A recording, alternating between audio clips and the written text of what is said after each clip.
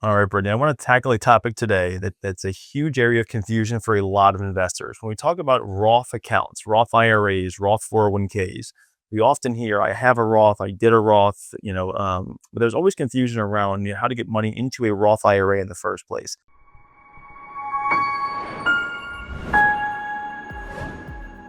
So there are two completely different strategies, even though they sound similar. One is Roth IRA contributions. The other is going to be Roth IRA conversions. Okay. They have two completely different sets of rules, so confusing them can lead to some bad planning decisions. Perfect. So let's start with contributions. So how do I contribute money to a Roth IRA? Sure. So there's two gates you need to get through.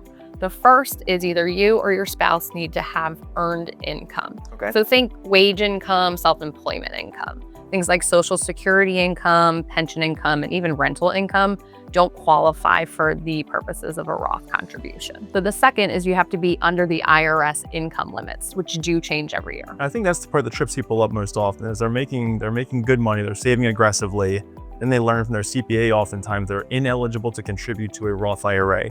So what is the income limit in 2026? Yeah, so in 2026, roughly speaking, if you're a married couple making $252,000 or an individual making $168,000, you're fully phased out, which means you're ineligible to make a direct contribution to a Roth IRA. Okay, so if you make below 250 as a married couple, you can contribute to a Roth IRA directly. Correct. Okay, got it. Even if you are eligible, the IRS contribution limits are still relatively modest, $7,500 a year or $8,600 if you're 50 or older. Okay, so not a huge amount can go into a Roth IRA via contributions anyway. Exactly. Okay, so that's how contributions work. Let's shift gears though. Let's talk about how Roth conversions work. So oftentimes this is where we can really move the needle more than contributions, right? Absolutely. This is where things get interesting.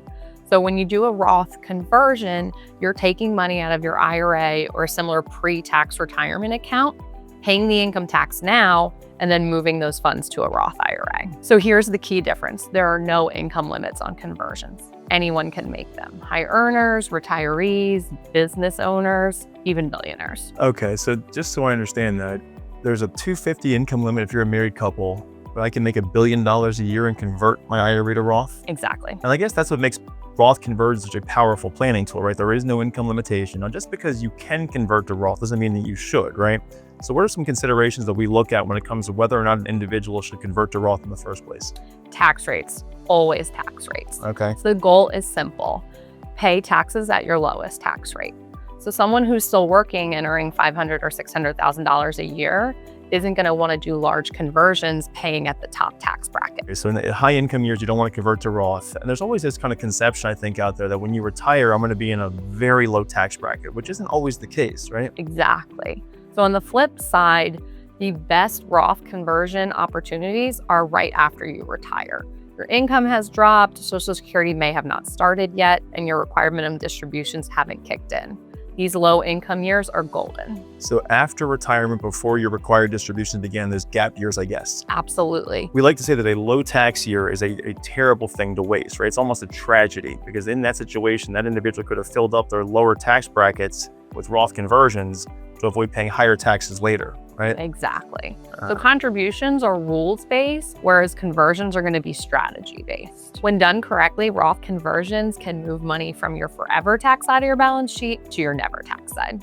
And that's pretty powerful. It does not really follow the government tax plan as it relates to taking required distributions, right? Because Roth accounts, do they have required distributions? No, that's the nice part. They don't have any required distributions like a pre-tax IRA would. So you're in full control of when you withdraw that money or spend that money. You have no, government has no impact on that. Exactly. Or has no influence. Right. Okay. All right. So if you're watching this and wondering, should I be contributing to a Roth? Should I be doing Roth conversions?